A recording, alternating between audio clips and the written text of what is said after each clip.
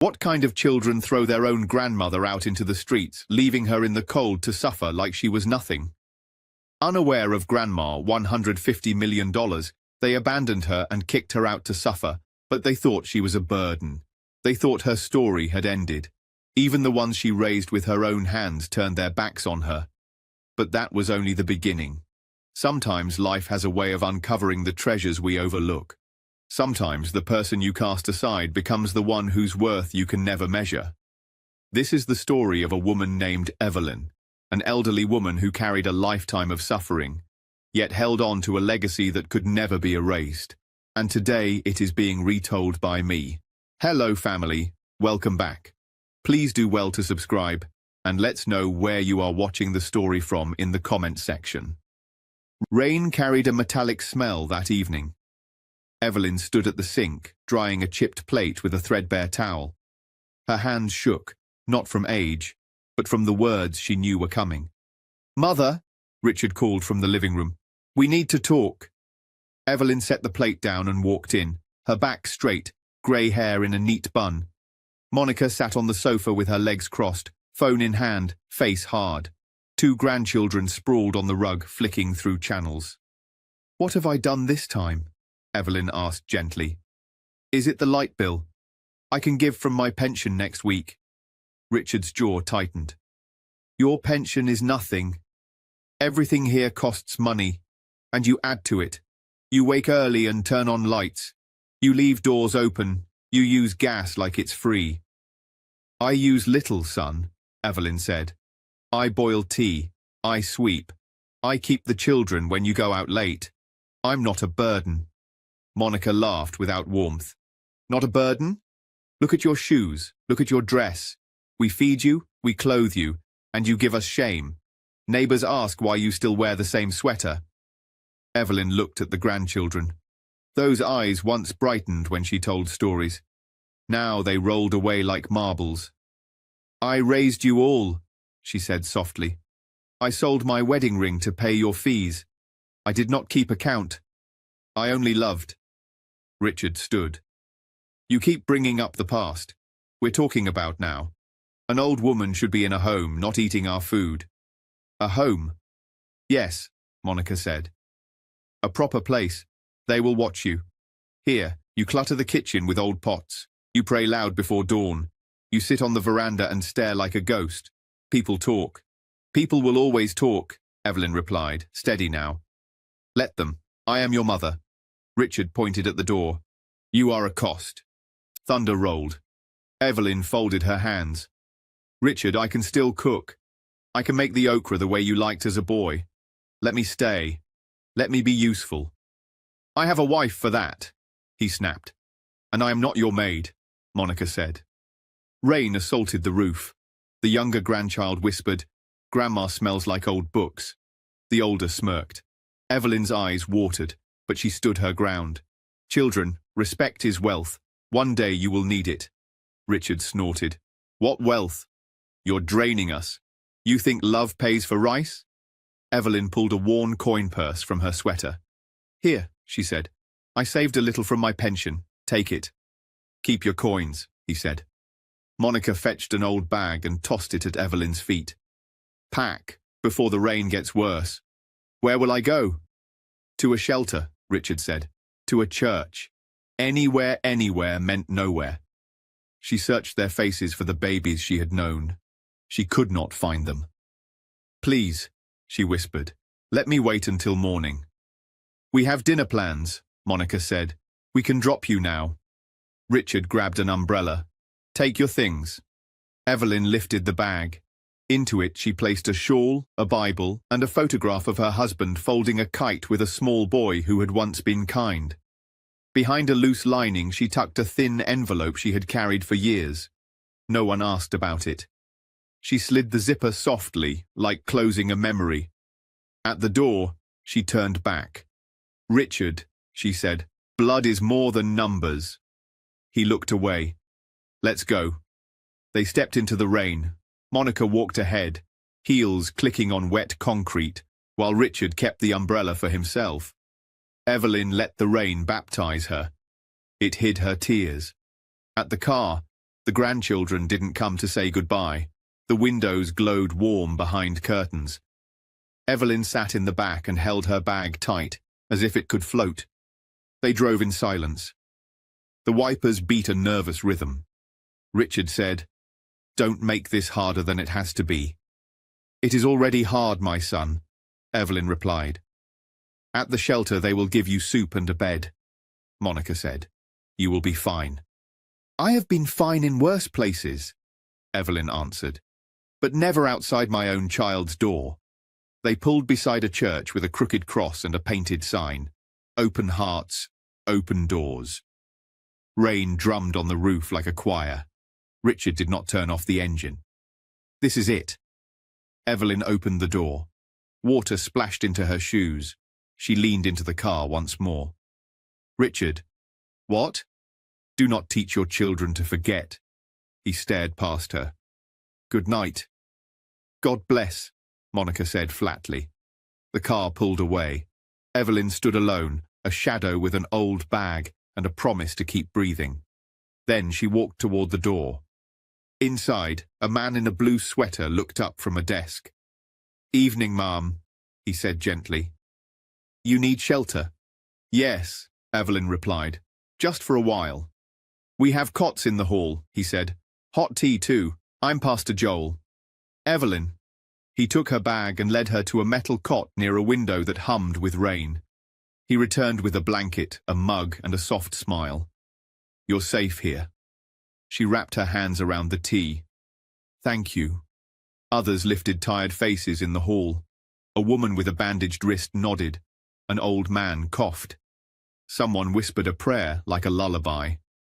Evelyn lowered herself onto the cot and let the warmth climb back into her bones. But when she closed her eyes, she heard a young man say, "An old woman like you should be in a home." The words circled and cut. Pastor Joel sat across from her.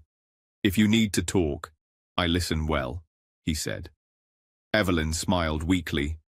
"If my blood rejects me," she whispered, "then God himself will be my family." "Amen," he said. She slipped the thin envelope from her bag and held it. Inside were papers her husband had left, numbers and names that stretched beyond the small life she lived. She traced the edges and slid it back into the lining. No one had asked. She had never offered. Morning arrived. The rain softened. The air smelled of bread.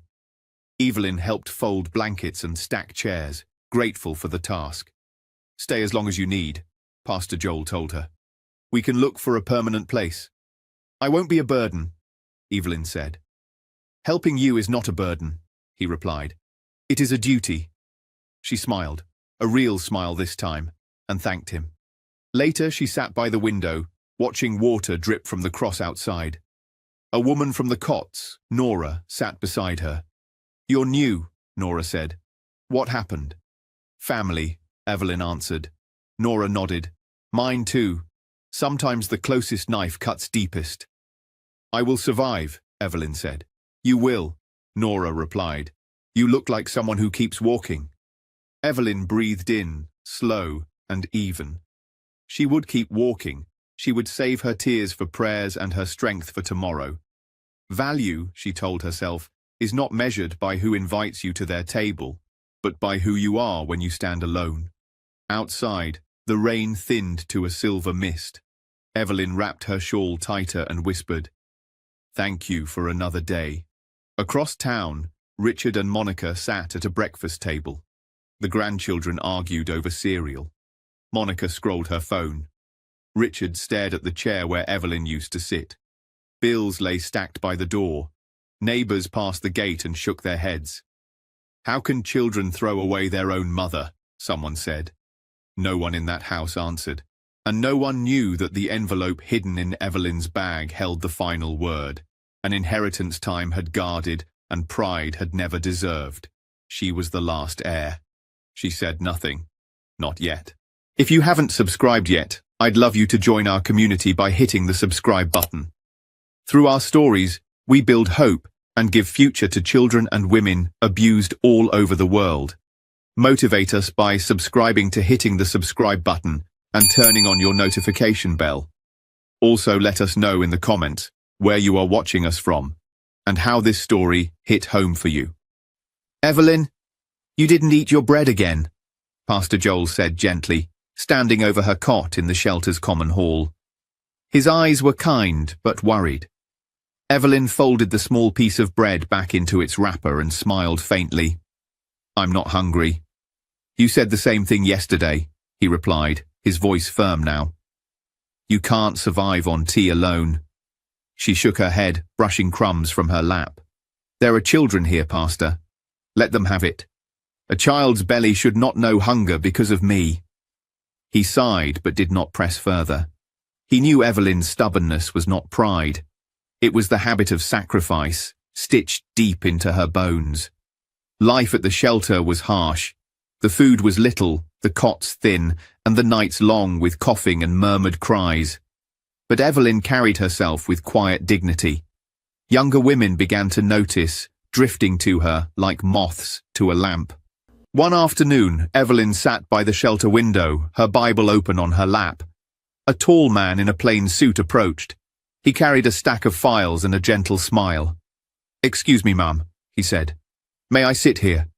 Of course, Evelyn replied. He set his files down and offered his hand. My name is David. I come here sometimes to give free legal help. I'm a lawyer. Legal help? Evelyn asked. Yes. Many here have problems with housing, pensions, or debts. I guide them, sometimes represent them. Evelyn nodded. That is kind work, young man. He shrugged. Kindness is the least we can offer when the world has been cruel. As they spoke, David's eyes fell on the worn envelope she held tightly. Forgive me, but you hold that like it's precious. Evelyn stiffened. Her hand clutched the bag tighter. It is nothing, she said quickly. David raised both hands. I don't mean to pry, but sometimes papers carry meaning. If you ever want me to look at them, I'd be glad to help. Evelyn said nothing. She had carried that envelope through hunger and rejection, but never shown it. That night, she lay on her cot, staring at the ceiling. Her husband's voice echoed in memory. Keep these safe. She prayed silently. Lord, is it time? Can I trust this man? The next day she found David again. If I show you, promise me you will be careful. You have my word, he said. With trembling fingers, Evelyn slid the envelope open. David pulled out the documents one by one, spreading them across the table. His eyes widened as he read. These are extraordinary, he whispered. Evelyn leaned forward. Tell me what they mean. These are deeds, David explained. Shares, ownership of property and investments. Your husband left these in your name. If these are still valid, you are the legal heir of a fortune. Evelyn gasped. Her fingers trembled against the table. Number, that cannot be. I thought he left me nothing but this pension. David shook his head. This is far more than a pension. Ma'am, this is wealth. This is legacy. Millions, maybe more. Her mouth fell open. She pressed her shawl against her lips. I lived in hunger while this sat in my hands. You didn't know, David said gently. And you didn't have anyone to guide you. But now you do. If you allow me, I can help you claim this legally. Evelyn lowered her face into her hands, tears spilling. Richard and Monica threw me into the rain. They said I was worthless. They said I was eating their food. Her voice trembled as she looked up, eyes blazing with sudden fire. They thought I was poor. David nodded, leaning closer. And now? Now the world will see they were wrong. Evelyn took a long, steady breath. They never knew the treasure they cast away. She closed the envelope carefully, like sealing a destiny. David leaned forward across the wooden table in the shelter's office, his voice steady but urgent. Evelyn, I've checked everything. The signatures, the deeds, the property records. It's real. All of it. You are the rightful heir. Evelyn sat silently, her wrinkled hands folded over her Bible. The envelope lay open before her, its yellowed papers spread like a hidden treasure uncovered after years in the dark. She stared at them as if they belonged to someone else. David, she whispered finally. What does a woman like me need with such riches? I am 74. I don't need wealth to live. I only need peace. David shook his head firmly. This isn't about greed, Evelyn. This is about justice.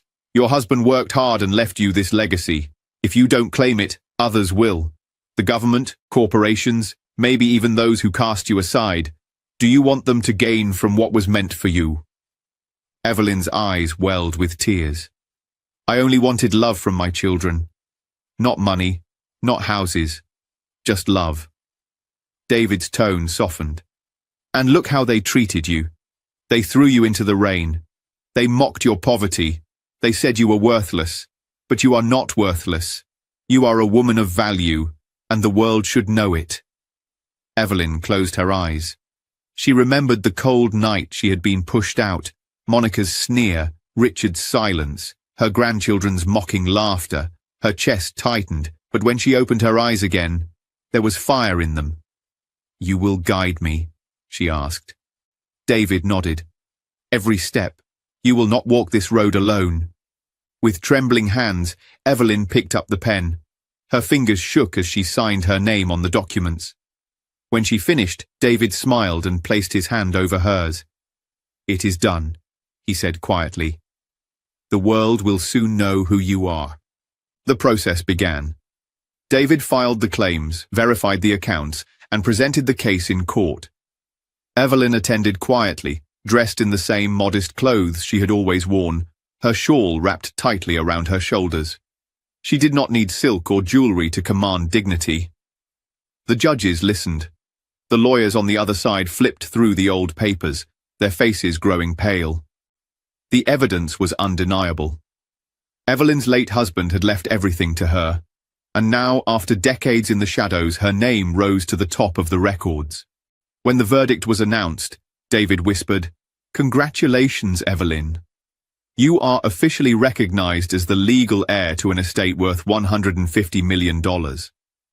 Evelyn gasped softly, tears spilling onto her shawl. She lifted her face heavenward. Thank you, Lord, not for money, but for truth. The media had been watching the case quietly, but once the judgment was confirmed, the news exploded like wildfire. Old woman from shelter wins $150 million estate. Abandoned grandmother now one of the richest widows. From tears to triumph, the story of Evelyn. Television crews camped outside the courthouse. Cameras flashed as Evelyn walked out beside David, holding the official papers. She did not smile arrogantly. Instead, she raised her Bible in one hand and whispered, "To God be the glory." The photos spread everywhere, newspapers, television, social media. Her name trended overnight. People who had once ignored her in the market now spoke of her with awe. Strangers shared her story, calling her an inspiration. Back at the shelter, children clapped when they saw her face on TV. "Grandma Evelyn! Grandma Evelyn!" they cried, hugging her legs. Volunteers wiped tears from their eyes. Pastor Joel placed a gentle hand on her shoulder. "You see? God has lifted you up in His time." Evelyn only smiled faintly. It was never about the money. It was about His justice. Meanwhile, in Richard's neighborhood, chaos broke out. "Richard!" a neighbor shouted at his gate. "Richard, come and see! Your mother is on television!" Another voice joined in, louder. "The woman you threw out, the one you called a burden, she's now worth millions, 150 million. Monica ran out of the house, her face pale. "What are you saying?" "Look!" Someone shoved a phone toward her. On the screen, Evelyn's picture filled the frame. Evelyn, holding court papers, standing proudly beside David. The caption read, "Abandoned grandmother now among the nation's wealthiest widows." Monica's knees buckled. She collapsed onto the ground, clutching her chest. No, this cannot be. Inside the house, Richard's children crowded around a tablet, their faces pale. "That's Grandma," one whispered. "The same one we mocked?" Another swallowed hard. "The same one we laughed at, the one we said smelled old." Fear rippled through them. They remembered her words. Respect is wealth. One day you will need it. Now they trembled at the thought that her words had come true. Richard stood frozen in the living room, his hands clenched at his sides. His jaw worked, but no words came. "Say something!" Monica shouted from the floor. "Say something, Richard!" But he could not. His pride had been shattered into dust, his neighbors' voices stabbed like knives. "Didn't you call her a burden? Didn't you throw her into the rain? Now she's celebrated and you are disgraced." Crowds gathered at his gate, laughing, pointing, whispering. Children shouted, "Grandma Evelyn is rich. She's on TV." Adults shook their heads in pity. How can a man cast away his own mother and now face such shame? Richard turned away from the window, his face pale. He felt smaller than he had ever felt in his life. At the shelter, David sat with Evelyn as reporters knocked at the door. "They want interviews," he told her. "They want to hear your story." Evelyn smiled softly. "Let them, but I will not boast. I will only tell the truth." "What will you say?" David asked. "I will say that those who reject you do not define your worth. I will say that the world's stones can become God's building blocks. And I will say that family may fail, but God never abandons." David nodded, deeply moved. "Then your story will change lives." Back in her old neighborhood, Monica sat weeping in her living room. Her makeup streaked down her face, her phone buzzing with messages from friends and enemies alike. Richard sat in silence, his head buried in his hands. His children whispered in corners, too ashamed to step outside. For the first time, they understood the cost of betrayal. Their grandmother, the woman they had mocked, despised, and abandoned, had risen higher than they ever dreamed, not because she chased riches, but because she carried dignity that money could never buy. And now the whole world knew it. Evelyn sat on her cot that night, still at the shelter, her papers folded carefully beside her Bible. Children lay sleeping around her. She whispered a prayer into the quiet. "They thought I was poor," she said softly, "but they never knew the treasure they cast away." Her voice did not tremble this time. It rang steady, like a promise. The hall was filled with light. Chandeliers sparkled above, cameras lined the aisles, and the sound of applause echoed against polished walls. Reporters adjusted their microphones. Politicians, businessmen, community leaders, and ordinary citizens pressed forward, all eager to catch a glimpse of the woman who had captured the nation's heart. At the center of it all stood Evelyn. No longer wrapped in a tattered shawl, she wore a simple but elegant dress of deep blue, her silver hair styled neatly, her face glowing with dignity. A small golden brooch pinned to her chest glistened as if it had been waiting for this day. The master of ceremonies tapped the microphone. "Ladies and gentlemen, today we honor a woman whose story has reminded us of resilience, faith, and justice. Evelyn, once abandoned and cast aside, now chooses to use her inheritance not for herself alone, but for the good of her people. She is donating a great portion of her fortune to build schools, hospitals, and homes for those in need. Please, welcome her." The applause thundered through the hall. Cameras flashed like lightning. Evelyn stepped forward slowly, her Bible in one hand, her speech in the other. She looked out over the sea of faces. Some smiled warmly, others wiped tears. And then, at the back of the hall, her eyes caught familiar figures. Richard, Monica, their children. Richard stood stiffly, his hands clenched behind his back, his head slightly bowed. His once proud shoulders sagged under the weight of shame. Monica sat beside him, her face half hidden behind dark sunglasses, as though she could shield herself from recognition. Their children hovered behind them, whispering nervously, too ashamed to meet anyone's eyes. The crowd noticed them too. The whispers began, low at first, then rising. "Isn't that her son?" "Yes, the one who threw her out. And the wife who mocked her. And the children who laughed when she was cast away." The whispers grew bolder, sharper, cutting like knives. "Didn't they say she was a burden? Didn't they throw her out like trash? Now look at her, celebrated, blessed, untouchable. The words carried across the hall, heavy with truth. Richard flinched. Monica shifted uncomfortably in her seat. Their children hung their heads, their cheeks burning red. On stage, Evelyn heard it all. But she did not look at them with anger. She looked at them the way one looks at distant shadows, acknowledging their existence, but refusing to let them block the light. She placed her notes on the podium and lifted her eyes to the crowd. Her voice, steady and strong, filled the hall. I stand here today not because I'm greater than anyone, but because God is faithful. When family betrays you, remember this truth. God does not abandon. People may cast you aside, but he will lift you up. The hall went silent, the weight of her words pressing into every ear. Evelyn raised her Bible high. The stone which the builders reject can become the cornerstone. What others despise can rise to greatness.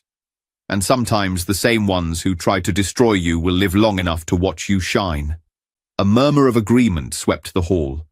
People clapped, some stood to their feet. Cameras zoomed in as Evelyn's calm, radiant face filled television screens across the country. Richard's chest tightened. He wanted to leave, but his legs refused to move. He wanted to shout, to defend himself, but his voice was gone. Monica lowered her head further, her sunglasses slipping slightly, revealing eyes wet with tears. Their children tugged at each other's sleeves, restless, humiliated. Outside the hall, in Richard's neighborhood, the ceremony was being broadcast live on a large screen at Musa's shop. Dozens of neighbors gathered, pointing, clapping, whispering loudly enough to sting. Isn't this the same Evelyn they mocked? Didn't her own son say she was worthless? Now the whole world is honoring her while they hide their faces. Someone laughed bitterly. What an irony. They abandoned her thinking she had nothing, yet she had everything they could never imagine. Richard's house, once loud with false laughter, now stood in silence as neighbors passed by, shaking their heads. Shame has swallowed them, one said. The curse of ingratitude has found its way home. Back inside the hall, Evelyn finished her speech. She spoke of hope, of schools where children would learn, of hospitals where the poor would find healing, of homes where the forgotten would sleep in safety. Her words were not about revenge, but about restoration. Let my story be a reminder, she said finally, her voice steady. Treat the humble with honor. Respect the old, for they carry the seeds of tomorrow. Do not despise those who look weak, for their strength may surprise you. The crowd erupted in applause once more, louder than before, rising like a wave that filled every corner of the room. Evelyn stepped back from the podium. Dozens of people surged forward, shaking her hand, asking for blessings, thanking her. Cameras continued to flash. Children ran to her, holding flowers. She smiled, receiving them all with gentle grace. At the back, Richard finally turned, his face pale, and began to walk out. Monica followed, clutching her bag tightly while their children trailed behind, whispering nervously. No one stopped them. No one pitied them. They left quietly, swallowed by their own disgrace. Evelyn did not look back. She did not need to. Their shame was no longer her burden. Her dignity stood untouched. Her legacy was secured. Later, as the ceremony ended and she walked out surrounded by those who honored her, reporters pushed microphones toward her. Madam Evelyn, how does it feel to stand here today after everything you went through? One asked. She smiled softly. It feels like justice. It feels like mercy. And it feels like proof that storms do not last forever. Another reporter leaned in. Do you have anything to say to those who abandoned you? Evelyn paused, her eyes thoughtful. Then she said, I pray they find peace, because I have found mine. Her words spread across the airwaves, carried into homes and hearts across the country. In living rooms, in shops, in offices, people nodded, repeating her words. She was no longer just a grandmother from a shelter. She had become a voice of wisdom, a symbol of endurance, a testimony of grace. The story ended not with bitterness, but with triumph. Evelyn walked on in glory, her steps slow but steady, her face serene. Children surrounded her, volunteers cheered her, leaders reached out to her. She was no longer the rejected, but the honored. And Richard and Monica were left with nothing but the bitter fruit of betrayal, a fruit that does not nourish, only poisons. The moral was clear. Those who betray may think they are gaining freedom, but in truth, they are planting shame. And those who are despised may one day rise so high that even their betrayers cannot look them in the eye. The stone that is rejected can become the cornerstone. Evelyn was living proof.